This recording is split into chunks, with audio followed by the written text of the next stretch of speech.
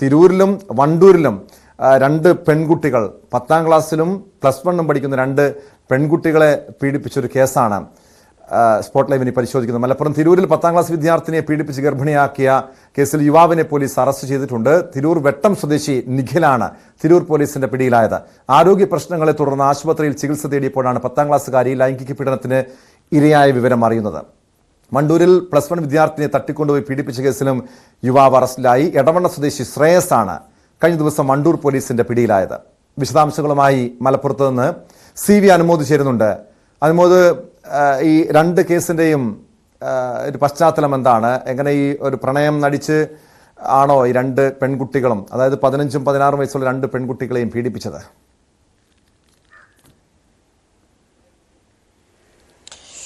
Tom, ഈ ഒരു പ്രായത്തിലുള്ള പെൺകുട്ടികളെ മുഴുവൻ ഈ യുവാക്കൾ വലയിലാക്കുന്നതും ചതിക്കുന്നതും ഒക്കെ പ്രണയം നടിച്ചു തന്നെയാണ്. ഈ രണ്ട് കേസിലും സമാനമായിട്ടുള്ള ഒരു ചരിത്രമുണ്ട് എന്നാണ് പറയുന്നത്. നമുക്കിതിലൊരു പരിമിതിയുണ്ട്. പോക്സോ കേസായതുകൊണ്ട് തന്നെ പോലീസ് കൂടുതൽ വിവരങ്ങൾ പുറത്ത് വിട്ടിട്ടില്ല. നമുക്ക് ലഭ്യമായ വിവരങ്ങൾ നമുക്ക് നിയന്ത്രണങ്ങൾ പാലിച്ചുകൊണ്ട് മാത്രമേ പങ്കുവയ്ക്കാനാകുള്ളൂ. തിരൂരിലെ ഈ കേസിൻ്റെ വിശദാംശങ്ങളിലേക്ക് വരികയാണെങ്കിൽ, വെട്ടം സ്വദേശിയായ നിഖിൽ എന്ന യുവാവാണ് ഈ കേസിൽ അറസ്റ്റായിട്ടുള്ളത്. ഈ കേസിൽ ഇരയായ പെൺകുട്ടിയെ ഇയാൾ പീഡിപ്പിച്ചാണ് ഗർഭിണിയാക്കിയതെന്നാണ് പോലീസ് കണ്ടെത്തിയിരിക്കുന്നത്. ഈ പെൺകുട്ടിക്ക് ശാരീരിക ചില ബുദ്ധിമുട്ടുകൾ ഉണ്ടായി. തുടർന്ന് ആശുപത്രിയിൽ പ്രവേശിപ്പിച്ചു. സാധാരണ വയറുവേദനയാണെന്ന് വിചാരിച്ചുള്ള മരുന്നുകൾ നൽകി തിരിച്ചയച്ചു. പക്ഷേ പിന്നീടും ഈ കുട്ടിയുടെ ശാരീരിക ബുദ്ധിമുട്ടുകൾ മാറാത്തതിനെ തുടർന്ന് വിശദമായി പരിശോധിച്ചപ്പോഴാണ് കുട്ടി ഗർഭിണിയാണെന്ന് മനസ്സിലായതും തുടർന്ന് നടത്തിയ പരിശോധനയിലും അന്വേഷണത്തിലും ഒക്കെയാണ് ഈ കുട്ടി പ്രതിയുടെ പേര് പറയുന്നതും തുടർന്ന് അന്വേഷണം പ്രതിയിലേക്ക് എത്തുന്നതും. അങ്ങനെ കഴിഞ്ഞ ദിവസം ഇയാളെ പിടികൂടി തിരൂർ പോലീസാണ് ഇയാളെ അറസ്റ്റ് ചെയ്തത്. തുടർന്ന് കോടതിയിൽ ഹാജരാക്കിയ ഇയാളെ റിമാൻഡ് ചെയ്തിരിക്കുകയാണ്. പോക്സോ കേസുകളാണ് ഇയാൾക്കെതിരെ ചുമത്തിയിട്ടുള്ളത്.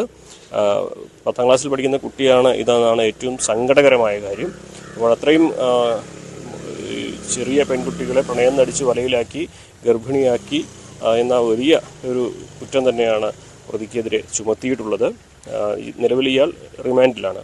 രണ്ടാമത്തെ കേസ് വണ്ടൂരിലാണ്. വണ്ടൂരിലും പ്രായപൂർത്തിയാവാത്ത പെൺകുട്ടി തന്നെയാണ്. തീർച്ചയായും അനുമോദ് സൂചിപ്പിക്കുന്ന പോലെ ഇത്തരം പ്രണയക്കെണികൾ നിത്യേന നമ്മൾ കേൾക്കാറുണ്ട്. കഴിഞ്ഞ ദിവസം ഇടുക്കിയിൽ ഇൻസ്റ്റഗ്രാം വഴി പരിചയപ്പെട്ട ഒരു പെൺകുട്ടിയാണ് മറ്റൊരു ജില്ലയിൽപ്പെട്ട യുവാവ് ലൈംഗിക ചൂഷണത്തിന് ഇരയാക്കി പിന്നീട് ഗർഭിണിയാക്കിയത്. ഇതുപോലെ തന്നെ ഒരു 10ാം ക്ലാസ്സുകാരി, മലപ്പുറം തിരൂരിൽ 10ാം ക്ലാസ്സുകാരിയാണ് ലൈംഗിക ചൂഷണത്തിന് ഇരയായി ഗർഭിണിയായത്. ഇതുപോലെ തന്നെ ഈ സമൂഹ മാധ്യമങ്ങളിലൂടെ പരിചയപ്പെട്ട് പ്രണയക്കെണി ഒരുക്കുന്നു.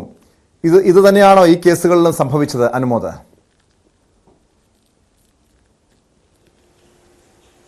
ഈ കേസുകളുടെയൊക്കെ ചരിത്രം പൂർണ്ണമായിട്ടും പോലീസ് വ്യക്തമാക്കിയിട്ടില്ല. പക്ഷേ നമുക്ക് അന്വേഷണ ഉദ്യോഗസ്ഥരോട് സംസാരിച്ചപ്പോൾ മനസ്സിലായത് എല്ലാവരും സാമൂഹ്യ മാധ്യമങ്ങൾ കൃത്യമായിട്ട് ദുരുപയോഗം ചെയ്താണ് ഈ ഇരകളെ ഇതിലേക്ക് വീഴ്ത്തിയിട്ടുള്ളത് എന്നുള്ളതാണ്. ഏറ്റവും പ്രധാനമായിട്ട് ഇൻസ്റ്റഗ്രാമിൻ്റെ ഒരു സാന്നിധ്യം തന്നെയാണ്.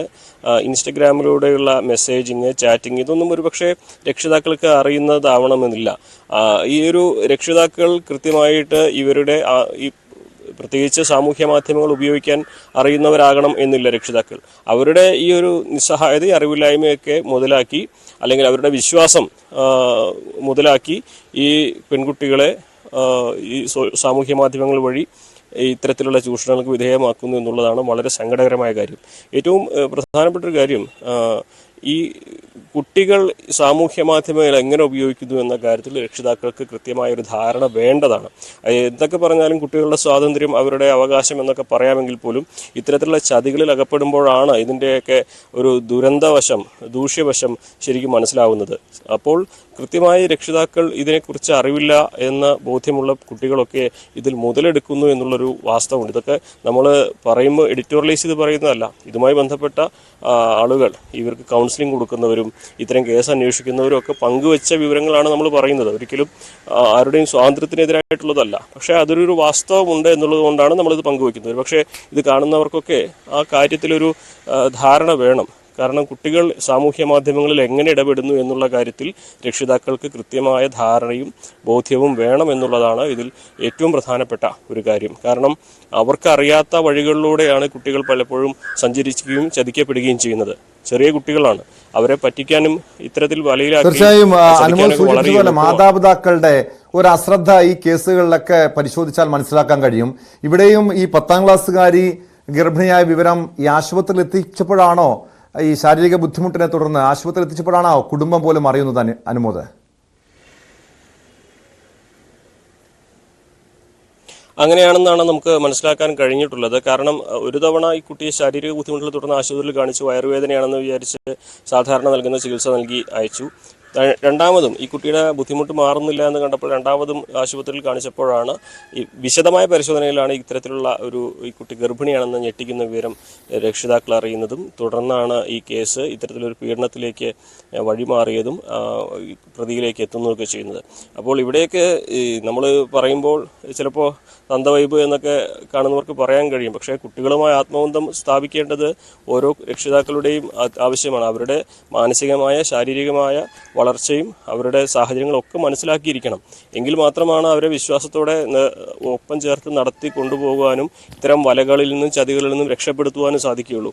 അപ്പോൾ സ്വാഭാവികമായിട്ടും വാർത്തകൾ റിപ്പോർട്ട് ചെയ്യുന്നു എന്നതിനപ്പുറം ഇത്തരം ചതിവലകളും ദുരന്തം നടത്തുവാൻ ഉള്ള ആളുകളൊക്കെ നമ്മുടെ ചുറ്റുമുണ്ടെന്ന് എല്ലാവരും കരുതിയിരിക്കേണ്ടത് കൂടിയാണ്. അപ്പോൾ സ്വാഭാവികമായിട്ടും കുട്ടികൾക്ക് സ്വാതന്ത്ര്യമുണ്ട്, പക്ഷേ അവർ പോകുന്ന വഴി സുരക്ഷിതമാണെന്ന് ഉറപ്പുവെക്കാൻ ഓരോ രക്ഷിതാക്കളും ശ്രദ്ധിക്കേണ്ടത് കൂടിയുണ്ട് എന്നതുകൂടി നമ്മൾ ഈ ഘട്ടത്തിൽ പറയുകയാണ്. ടോം. യെസ്, വ്യക്തമാണ്. മലപ്പുറത്ത് നിന്ന് CV അനുമോദാണ് വിവരങ്ങൾ നൽകിയത്.